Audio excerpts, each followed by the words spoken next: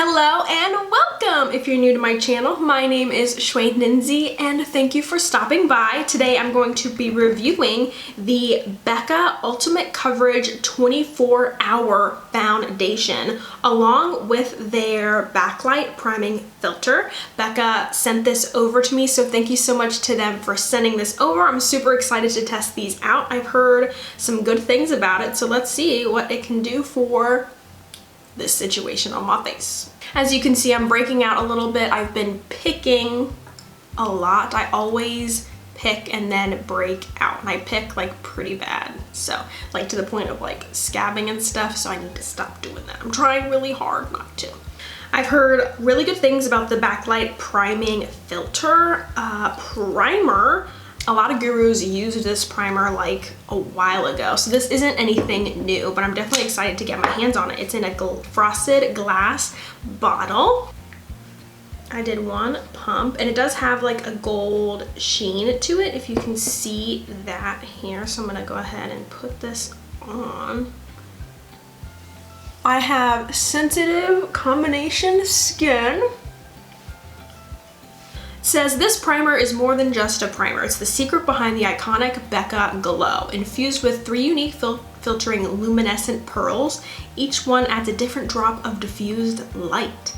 Blended together, they result in a first of its kind lightweight whipped fluid that creates a smooth canvas and acts as an instant filter. Blurs imperfections and gives skin a healthy luminescent glow.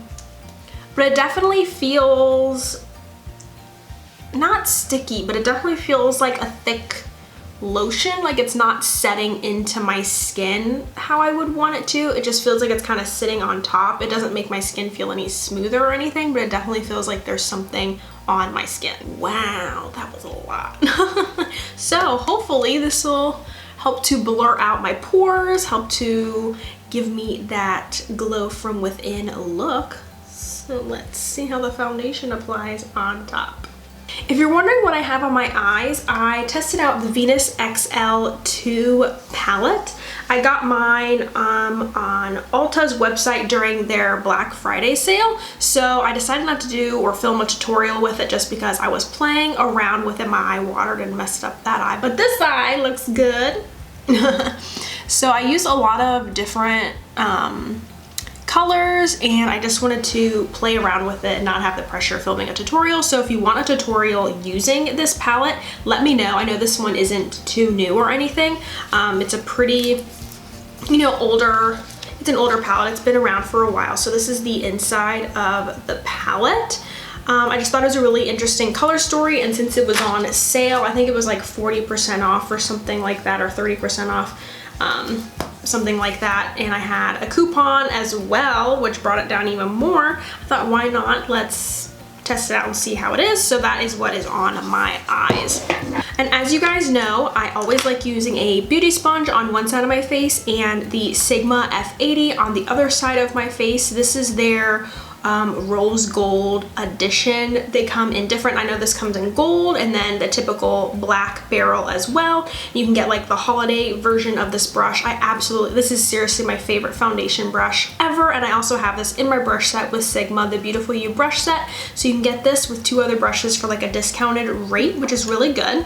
So on the other side, I'm gonna be using my yellow beauty blender, and let's go ahead and dive in. So this is the color that I picked out. This is in the color 2N1 Cashew, which I would assume is like neutral 1. So hopefully this matches me all right. It has a pump, which is great. So let's see how, see, I'll do the side of my face.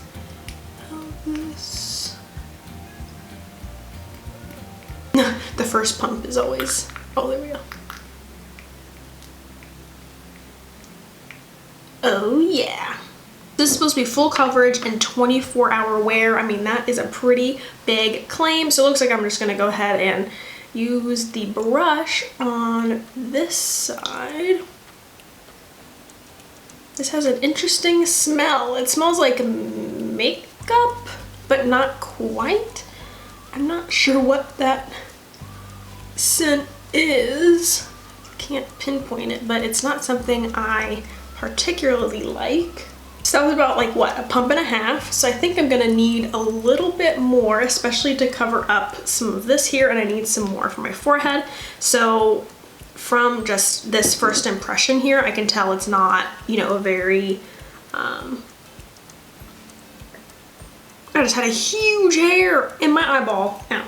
I can tell it's not a very liquidy foundation to the point where it blends out pretty far or decently. So, like it's a thicker formula. But so far, for it being a thicker foundation, it doesn't look too cakey or anything on my face, which is a really good thing. I think I need to go in with a little bit more to cover my chin and my nose.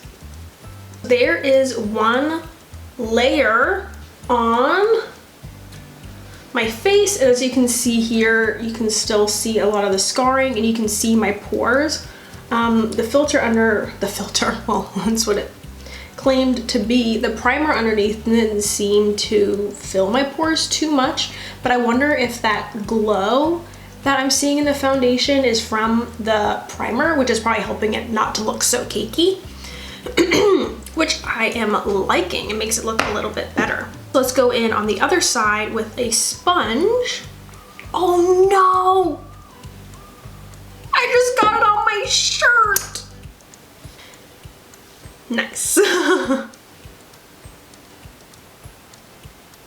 Oh, I'm liking this with a sponge a lot better. It seems to be blending out a little bit more quickly.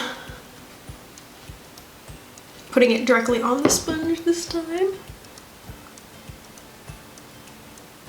Oh yeah, I needed a lot less foundation with the sponge, which is great. I'm just blending this down my neck because it is a little bit dark for me.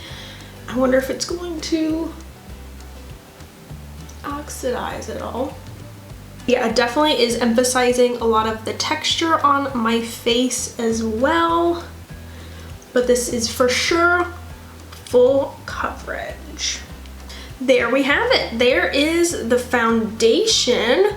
Looking really good, but it definitely is more of a heavier look, like I said. Hopefully you can see it's really emphasizing a lot of the bumps and the lines on my forehead. And here it is on pores.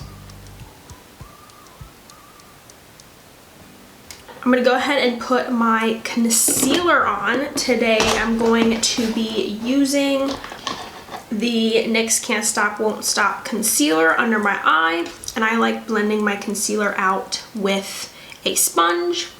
I'll be setting my under eyes with my Mercier translucent setting powder using the sponge again. And I had someone leave a comment which I actually thought was so cute. They're like, where's your Gudetama powder puff? And I didn't realize you guys noticed that I use my Gudetama powder puff. I got this in an Asian powder pack. It was like the Wonder powder pack. I don't know if you can get this in the United States unless you have an Asian beauty store nearby. I got mine in San Francisco and in Japan while I was there. So if you do see this, pick it up because this is definitely hard to find. So I always just wash mine. So I'll go ahead and use him with the Mercier translucent powder so it doesn't add any coverage on top to set the rest of my face. So there we have the foundation with the powder. It looks a lot better with the powder on, just setting everything together there.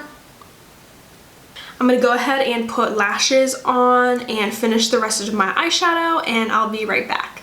All right, I'm back. I decided to do lips and just finish the rest of my face. Everything that I use will be linked down below. On my lips, I have a combination of two different lip colors. This is Wifey by Huda Beauty, and I have mixed Unbutton from Fenty. So I have those two mixed together on my lips.